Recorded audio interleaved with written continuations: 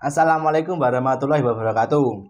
Kembali lagi bersama saya, host dari Jamet, Jawa Metal. Saya sekarang berada di kediaman Bapak Indra. Boleh perkenalan nama lengkap dan asalnya, Pak? Oke, nama saya Indra Danarwijaya dari Rejo Agung, Desa Kepung, Kecamatan Kepung, Kabupaten Kediri. Itu dia perkenalan dari Bapak Indra. Oke. Saya sekarang di sini akan menanyakan beberapa pertanyaan tentang kesenian wayang. Untuk yang pertama, saya akan menanyakan apa yang membuat Bapak itu tertarik dengan kesenian wayang, Pak? Oke, jadi gini Mas, dalam wayang itu kan banyak terkandung nilai-nilai luhur, banyak terkandung nilai-nilai adiluhung dari wayang itu yang dapat kita petik. Dan wayang sendiri juga sebagai suri tauladan dan penggambaran hidup manusia itu sendiri. Dan wayang itu kan lengkap gitu loh. Jadi dalam wayang itu terdapat banyak cabang seni. Contoh seni rupa, seni lukis, seni drama, seni tari, musik itu jadi satu. Dan itu yang melakukan hanya seorang dalang itu saja. Jadi berbagai cabang seni itu dirangkum jadi satu dalam wayang itu. Gitu.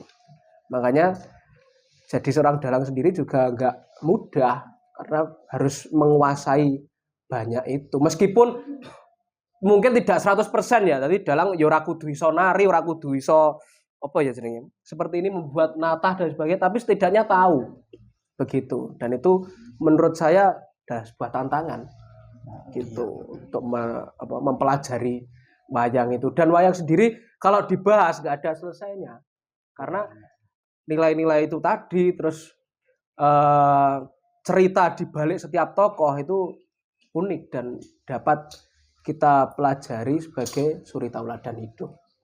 Gitu. Udah. Oke. Nah, di dalam tokoh wayang, Pak.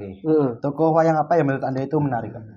Menurut saya semua tokoh itu menarik. Menurut saya tokoh wayang apapun itu kan beda-beda loh Mas. Banyak wayang yang punya watak A, B, C, D itu kan beda-beda. Tapi sebagai contoh saja saya ambil ini. Ini adalah tokoh Anoman. Anoman ini tokoh yang sangat fenomenal di era zaman Ramayana. Itu. Ini adalah seekor kera, tapi dia dipercaya oleh Sri Rama untuk menjadi panglima perang untuk menjalankan visinya dalam merebut Sinta itu yang diculik Rahwana. Ini Anoman. Tuh, apalagi untuk pertanyaan ketiga ya, Pak. Apa alasan tokoh tersebut itu istimewa dan menarik, Pak? Anoman itu kan kera toh, Mas. Nah, tapi dia punya budi pekerti, punya sifat, punya watak itu seperti manusia. Dia jujur, dia terampil, berani dan membela kebenaran. Nah, itu penting. Bahkan hal-hal seperti itu, kejujuran, kebenaran dan berani, tanggung jawab itu malah di jiwa manusia sekarang malah menipis. Tapi kalau di jiwa Anoman ini itu selalu dia jalankan dalam hidupnya. Nah, itu loh, malah wong sekarang ini apa basa Jawa iki kethek wae ngerti totone menungso, lah menungso malah kayak toto kethek. Nah, dia kan nyatanya ya bukan gimana-gimana, tapi kan orang sekarang pada rebutan kekuasaan. Kayak kera yang rebut makanan seperti itu toh. Gitu. Jadi itu keistimewaan Anoman. Dia jujur meskipun dia kera tapi punya watak seperti manusia yang pada umumnya. Gitu. Udah itu. Nah, untuk sejarah singkat kehidupan Anoman itu seperti apa? Sejarah singkat Anoman. Anoman itu kan sebetulnya anak dewa. Sebetulnya dia anak dewa, dia adalah anak Bathara Guru. Bathara Guru itu dewa penguasa 3 alam kalau di wayang. Wayangnya seperti ini, Bathara Guru. Nah, ini wayang kuno ini. Wayang sudah lama. Ini 3 dunia yang menguasai dia kalau di wayang loh ya. Nah, kemudian waktu dia berkeliling dunia, dia tahu seorang wanita namanya Dewi Anjani sedang bertapa. Anjani itu bertapanya di sungai. Dan mohon maaf tanpa busana. Jadi dia jenenge? Kungkum lah istilahnya, setengah badan gitu. Tapi Anjani itu sedang terkutuk. Dia wajahnya berubah menjadi kera karena ada suatu masalah dengan saudaranya. Ini panjang kalau diceritakan. Nah, kemudian mengetahui Anjani itu tadi, akhirnya timbullah birahi Bathara Guru itu, sehingga sampai dia mengeluarkan, mohon maaf, sel spermanya dia, kemudian jatuh di daun sinom. Daun sinom ini godhong asem. Nah itu, kemudian daun tersebut terbawa oleh angin dan jatuh di pangkuan Anjani itu tadi. Nah sedangkan Anjani kan tidak boleh makan, tidak boleh minum saat bertapa, kecuali ada makanan yang jatuh di depannya, di pangkuannya. Akhirnya ngerti itu tadi terus dimakan. Nggak tahu kalau mengandung itu tadi dari Bathara Guru. Nah, keluar dari sungai, dia kan ya kaget karena dia mengandung, perutnya membesar. Nah, turunlah dewa angin namanya Dewa Bayu. Bayu sendiri adalah anaknya Bathara Guru, yang menjelaskan runtutan kejadian sehingga menyebabkan Anjani itu hamil, sehingga Bathara Bayu juga membantu proses kelahiran Anoman ini tadi. Setelah Anoman lahir, oleh Dewa Bayu dididik, dipintarkan, beri ilmu tentang keprajuritan dan sebagainya, sehingga dia sampai diangkat menjadi murid siswa Dewa Bayu. Nah, ciri-cirinya murid siswa Dewa Bayu ini ada ini namanya pupuk, terus ini sumping hiasan di telinga, itu bentuknya beda dengan yang lain. Terus ini gelangnya seperti ini, terus pakai kuku, ini ada kukunya lagi. Nah terus nih kainnya kotak-kotak atau poleng gitu. Nah Bayu sendiri, Dewa Bayu itu punya murid banyak, tidak hanya Anoman ini. Salah satunya itu ada Bima. Nah ini Bima. Nah, kan hampir sama toh. Iya. Busananya. Mulai dari gelang, terus ini pakai pupuk, ini juga sumpingnya kotak-kotak pakai kuku. Gitu. Dan Anoman sendiri dipercaya Rama menjadi panglima perang dalam membebaskan Sinta di Alengka itu. Dan dia sempat jadi utusan Rama untuk survei ke Alengka, bagaimana kekuatan Alengka, sampai ada peristiwa Anoman dibakar.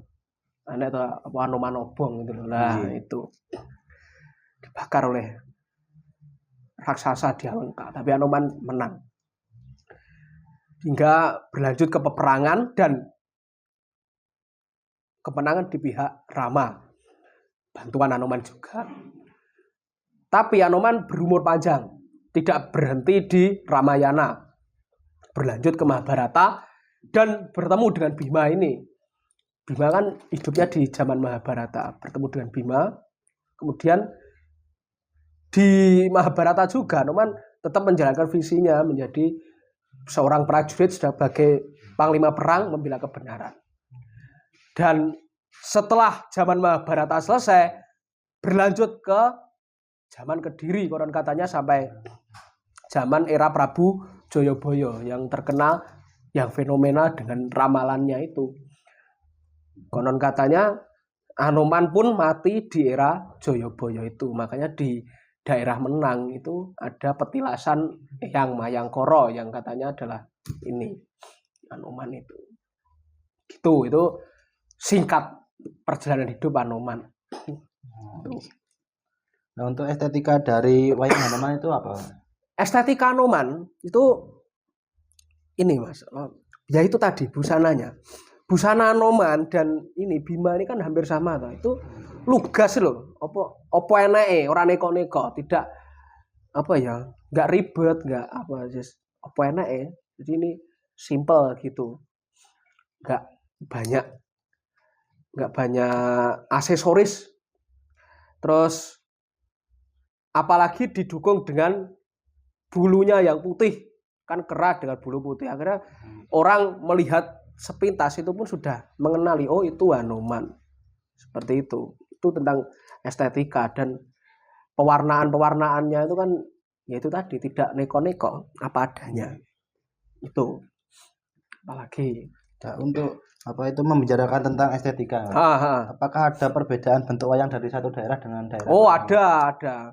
Karena wayang sendiri itu enggak dari Jawa saja ya Mas, apalagi Jawa Tengah itu banyak. Dari wayang sendiri itu tersebar di seluruh Indonesia. Bahkan di Sumatera pun ada wayang, Kalimantan pun ada wayang. Tapi ini sebagai contoh saja. Contoh ini Anoman gaya Surakarta atau gaya Solo. Mungkin tak tancapkan di sini saja ya, biar jelas perbedaannya. Nah, ini gaya Surakarta atau gaya Solo. Kemudian ke baratnya Solo itu ada gaya Yogyakarta, gaya Jogja. Oh ini juga Anoman, tapi gaya Jogja. Nah, ini aja dari dua daerah itu kan sudah beda toh, Mas. Ini besar, ini lebih kecil. Ini matanya satu, ini matanya dua. Oh. Terus ke barat lagi itu ada ini Cirebon. Oh, Cirebon kan Jawa Barat, Mas. Tapi Jawa Baratnya masih belum nemen-nemen, kurang ngulon banget. Nah, ini kan hampir sama, matanya juga dua, tapi ini lebih apa ya, agak kurusan. Ini kan gemuk, gempal gitu kan. Nah, terus ada yang dari luar Jawa itu ada ini Bali. Oh, malah lebih kecil malah ukurannya.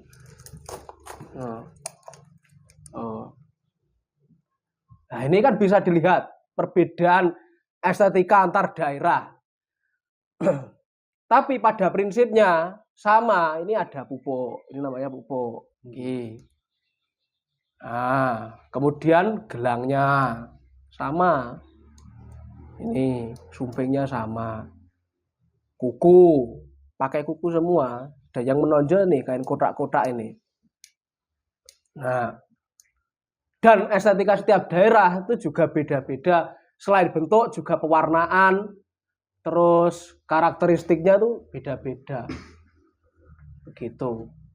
Nah, itu kan tentang estetika berbeda daerah. Makanya wayang tidak hanya di Jawa saja. Bali juga ada, Kalimantan pun juga ada wayang. Bahkan sampai di Thailand itu ada juga wayang Thailand. Malah bentuknya Anomannya malah enggak gini, ada pakai sejenis mahkota gitu. Tuh, itu tentang estetika wayang antar daerah. Oke. Untuk maksud tersendiri dari busana Anoman itu apa, Pak? Oh, ada. Contohnya ini. Tak urutkan dari yang paling atas, pupuknya ini. Iki pupuk ini namanya pupuk emas Rineko Jarote Ngasem. Pupuk emas itu ini, Rineko itu dibentuk seperti jarot asem. Jarot itu loh, Bang. Dalamnya asem itu loh. Jerone buah asem. Anoman itu berbudi luhur. Saking aluse budine Anoman itu seperti halusnya kandungan dalam asem itu tadi. Serat-serat di dalam asem itu. Makanya digambarkan ini, pupuk itu. Terus ini sumpingnya. Sumpingnya namanya sumping Pudak Sinumpet. Kelihatannya itu Anoman itu orang yang kasar, orang yang kosro, wis pokok wong dosa ngono. Dasar yo kethek. Tapi dia berhati yang lembut. Hampir sama dengan ini. Kemudian gelung. Nih, namanya gelung Minangkara. Itu tinggi atas, tinggi belakang dan rendah di depan. Itu artinya dia bisa membedakan mana Tuhan, mana rakyat biasa. Jadi tahu kedudukan. Terus ini gelangnya namanya gelang Condro Kirono. Itu dia punya aura yang terang bagaikan bulan purnama. Terus kain poleng, ini namanya poleng, kotak-kotak ini namanya poleng. Itu warnanya seharusnya abang, ireng, kuning, putih. Merah, hitam, putih, sama kuning. Itu menggambarkan bahwa Anoman tahu dan bisa mengendalikan hawa nafsu. 4 kan mengendalikan hawa nafsu, Mas. Yang merah itu ke amarah, yang kuning ke nafsu, yang hitam itu kelanggengan atau sentosa yang putih itu suci. Nah, ini pun beda-beda warnanya. Tapi pada dasarnya kan ini hitam putih seperti ini. Tapi seiring perkembangan zaman, seorang perajin wayang itu ini mengembangkan motif-motifnya itu. Nah, ini digambar di warna tuh merah, putih, hitam, kuning. Ini digambar semua. Terus ini cuma hitam putih, tapi merahnya di garis ini, ya toh. Nah, terus ini hitam putih tapi ada apa ya, kayak kembangannya. Ini malah ada abu-abunya juga. Itu filosofi apa ini? Busananya Anoman. Oh iya. Sama seperti Bima itu juga sama. Ini kan ya podo. Lah ini malah polengnya hitam sama emas. Nah, ini kan kreativitas seorang perajin wayang itu sendiri. Gitu. Apalagi Anoman itu gimana, Pak? ya ini kan sudah jelas kan, ini Anoman adalah figur seekor kera, makanya di sini ada ekore, ya terus apa ini warna bulunya itu warna putih, karena kera putih Anoman itu. Tapi tidak, yang putih itu tidak hanya Anoman, anaknya Anoman yang namanya Trigonggo itu juga kera putih, hanya saja rambutnya ini beda. Ini Anoman kan gelung, terus Trigonggo rambutnya ke bawah, terus ini tanpa kuku. Ini juga tidak poleng kalau Trigonggo. Terus busananya lugas, apa adanya, berkuku, berkain poleng, mudah untuk di apa ya Mas ya? Untuk di bahasa Jawane apa? Gunitane iki gampang lho mergo emang kethek putih sandangane apa eneke ngono, lugas gitu. Anoman. Dah itu aja, Pak. Nggih, itu aja. Untuk penutupan Pak gini. Nah, ya. Nilai kehidupan apa yang dapat kita diperoleh atau didapatkan dari Hanuman ini untuk kehidupan zaman sekarang, Pak? Yang pertama adalah jujur. Jujur itu wajib diterapkan di mana saja, kapan saja, dan kepada siapa saja. Jujur itu sulit untuk diutarakan. Memang orang jujur itu kalau enek bahasa Jawa, wong jujur ya ajur. Ya ajur tenan nek mau gelem ngomong ke apa enek, tapi kan dia punya watak yang baik, bertanggung jawab. Terus dia juga berani, yang jelas membela kebenaran. Dan semua itu dijalankan Anoman demi menjaga ketentraman dunia itu. Kalau manusia bisa meniru ini tadi, mosok kalah karo kethek wae iso koyo ngono, mosok menungso ra iso. Ya gitu. Udah itu aja, Pak. Oke, itu aja. Oke. Itu dia podcast saya bersama Bapak Indra. Oke. Terima kasih telah menonton video kami. Jangan lupa subscribe, like, comment, and share untuk mendukung channel kami. Sekian dari saya. Wassalamualaikum warahmatullahi wabarakatuh. See you next time. Dadah.